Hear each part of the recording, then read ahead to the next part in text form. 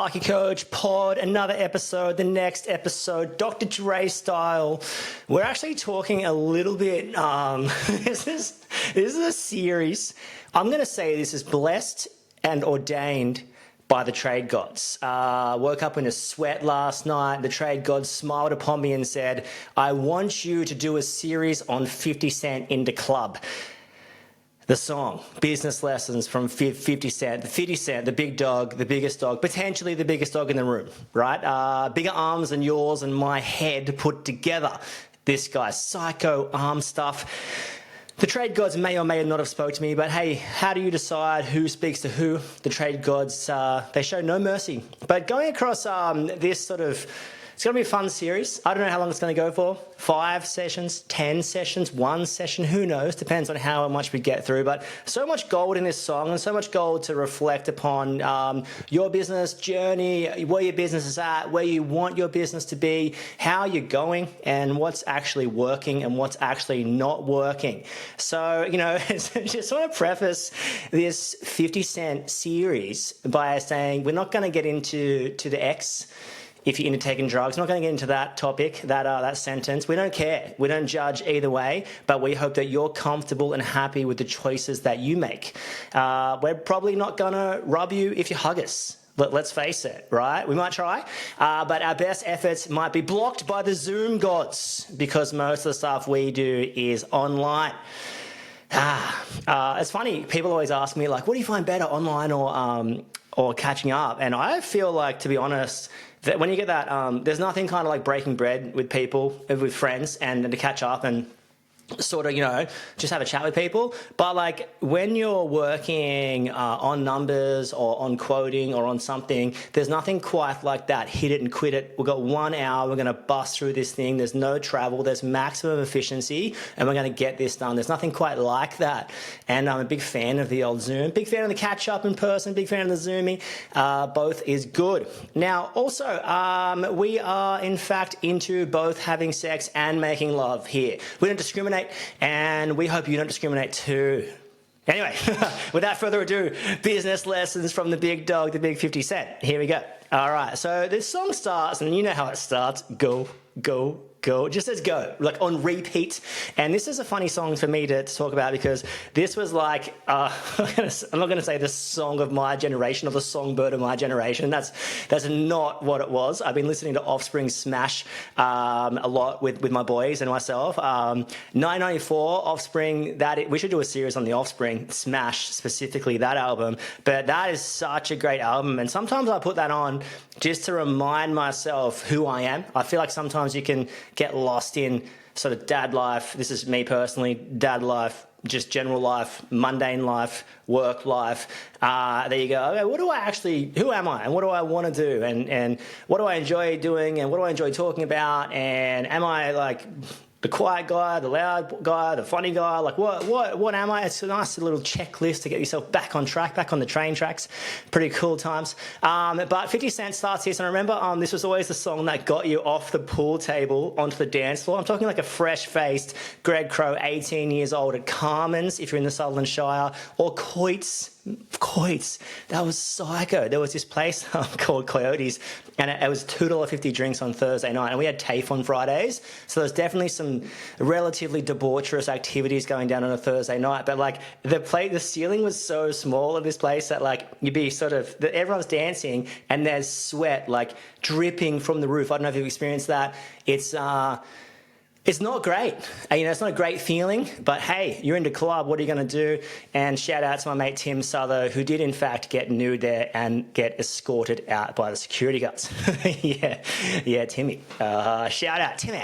What a guy. All right, 50 Cent, go, shorty.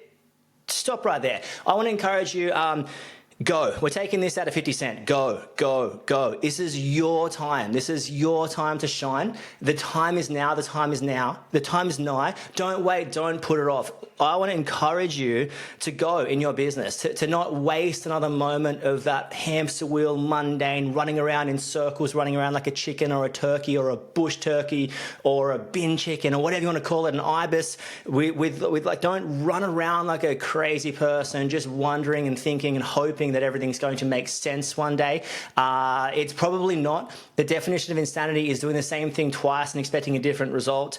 I want to encourage you to grab your business right now and just bring it into absolute submission. Be like, what do I want from this thing? What am I currently giving this thing? Is this the best use of my time? How can I use my time better? How can I create this asset that people talk about? And just go like, it's my time. This is my year. What do you want to have this year? And I can pretty much hopefully speak for everyone when I say one of, or if not the best financial year ever, where you sit here next July, next August, next September, and you're so proud of what you achieved, and you're so proud of the numbers that this thing spat out, and you're so proud of the product this thing spat out, and you're so proud of the time that this business gave you, and the holidays that it gave you, and the time with the family and loved ones, and you're so proud of the people, the apprentices, the tradies you're raising up, and the admin team who had like that sick child that you were able to go, hey, you know what, take that week, take that 2 weeks, look after that. You want to be like a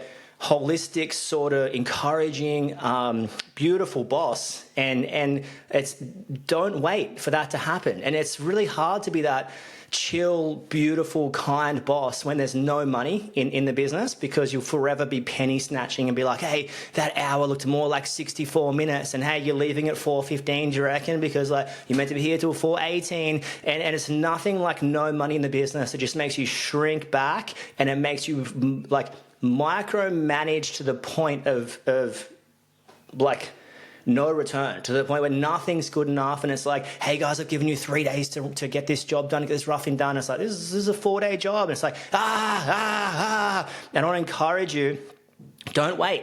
You want to have the best financial year ever. How do we have the best financial year ever this year? What we do is we have a really good schedule today and a really good quota job tomorrow. And we're focused up on product and numbers and people, not just for like next July when we can reflect on it, but right now, today. You know, if you've got a team of 4 and you make $100 extra per day, that's $400 a day, $2,000 a week. That's $100,000 extra at the end of the year.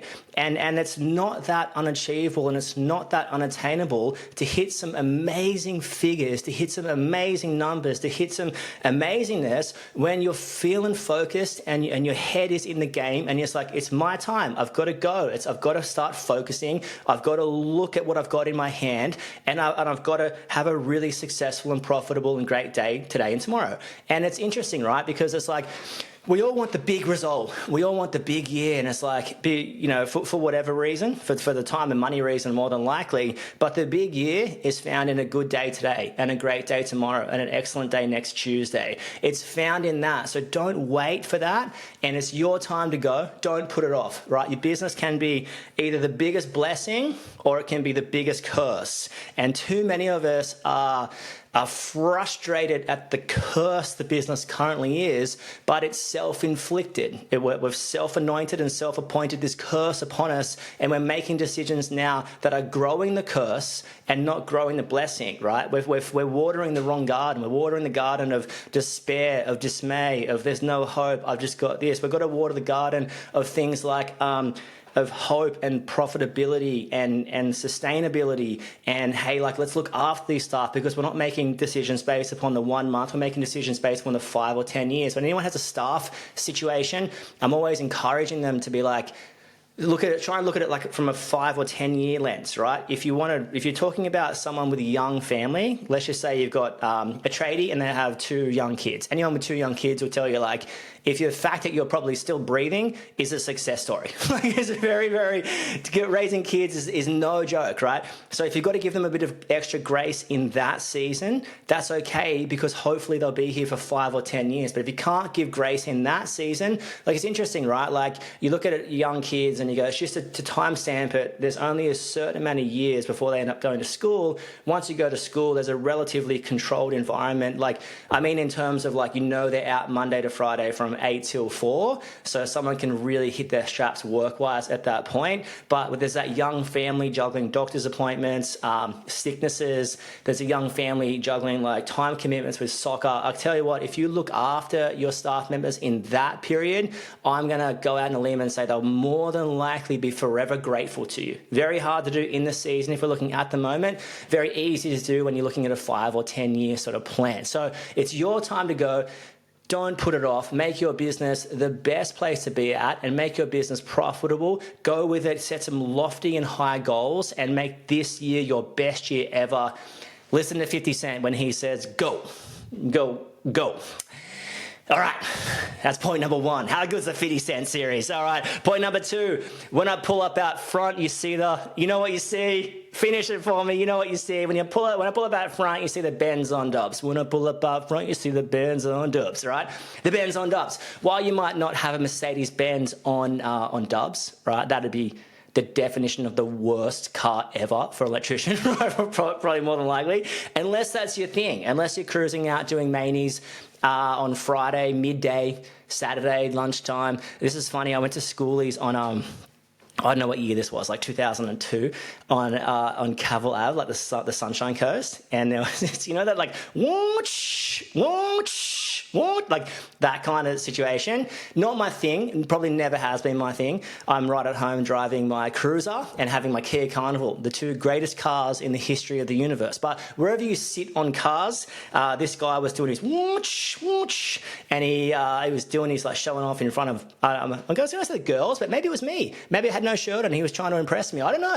We don't know these things. And anyway, he did the whoosh, and just crashed right at the back of someone, and it was like one of the funniest moments I think I've seen, just to see someone wanting to show off and crashing and burning so elegantly, although the car wasn't on fire. But when I pull up out front, you see the Benz on dubs. I want to talk to you about presentation, right? While you might not have the Benz on dubs, what I do want you to have is a professional outfit, a professional operation. One of the greatest things you can do to your car is have a great mobile billboard, sign writing on it, right? It's legit a mobile billboard. I remember when we had the first Crowie electrical van sign written and driving around, big yellow bird on the back of this grey I-load, and everyone's like, how many cars have you got? I see that thing everywhere. And I was like, oh yeah, we've got a couple. It was just me actually at that point. But it was like, that's how much people see this thing. And it's so important. Presentation is so important. When you talk about your logo, when you talk about your website, when you talk about having clean vans, when you talk about having stock in your car, when you talk about being professional, having clean shirts, right? I'm a massive believer. Don't let your apprentices wipe silicone all over their shirts. You've got to have some element of control of this situation, and you go like, hey, this is important to us because how we look matters, especially if you're on like residential Betty's jobs, right? When you're on like larger projects, you can probably like those large commercial places or whatever, you've been like a long-term client, you've been working at for 20 years, probably like the longer you know them, the messier you can potentially be. And you can turn up in that unwritten high ace from 1994 that got paid off in 1999 with silicone all over your shirt. But even still, I would still encourage you need the presentation. You want the, not a facade, that's a very, very, very poor choice of words, but you want the perception that you are a professional operation. You want to make sure that when someone calls you, it's professionally answered. You want to make sure your logo looks good. You have a website, you have Google reviews, right? One of the first things when people come to us are like, what do I do? I'm like, you need to make sure your outfit is professional. That's one of the major important components, right? Very, very important that, people are reviewing your stuff on Google so someone can social proof you. Very important you have a website so someone can be like, oh, someone just followed me up with a phone call. Let me check out who these people are. Very important you don't answer the phone and you burp, like Barney, Barney from The Simpsons. I'm going to say Barney Rubble, but that's not right. But like very important that, when you come into someone's driveway, you've got sign writing on, or you come into that commercial site, you've got sign writing and you've got your professional shirts on, your wind jackets, your rain jackets, your gold jacket, your green jacket. You have this stuff because it matters, because like when people look, you want them to think it's professional, but when you're parked in someone's driveway or at that building site, then who's watching? Peeping Tom. The Neighbours, Psycho Tom. He's like that Girl Next Door movie. They just start watching it from a distance with binoculars. But like people are watching, and you want them to be like, "Oh, Betty, what did you get done?" She's like, "I got some ceiling fans." Yeah. "Oh, cool. How were they?" "They were amazing." You know, like that's me doing Betty's voice if you didn't already pick that up. But you want people to be talking about you, because the more people talking about you, the more deals you do. The more deals you do, the more people you talk to. So you really want that sort of like that natural, organic, just generic work that was going to come in anyway, come in, and it's very important. And also in presentation, like I really feel how you talk is a form of presentation too, and how your staff talk. It's very important for me to cut out gossip on site, or negative talk, or criticism, continual criticism of other trades, or continually, you know, those old school tradies that are like, "Oh yeah," and it's like everything's a problem. Like having lunch is a problem, having smoko is a problem, everything is an absolute problem. So you really want to make sure your outfit is presented professionally, and because, you know, there's going to come a time where you'll more than likely exhaust your, I'm going to say, your organic network. Like there's a point of everyone's business that you've exhausted that word of mouth, and you've got to take that next step. And that next step is probably towards like joining a BNI or a BX or a Fresh, or joining a community group, or sponsoring something, or advertising at some point, or being a bit more digitally savvy on Facebook Marketplace, Facebook groups, or Facebook posts, or Instagram and things like that, social media.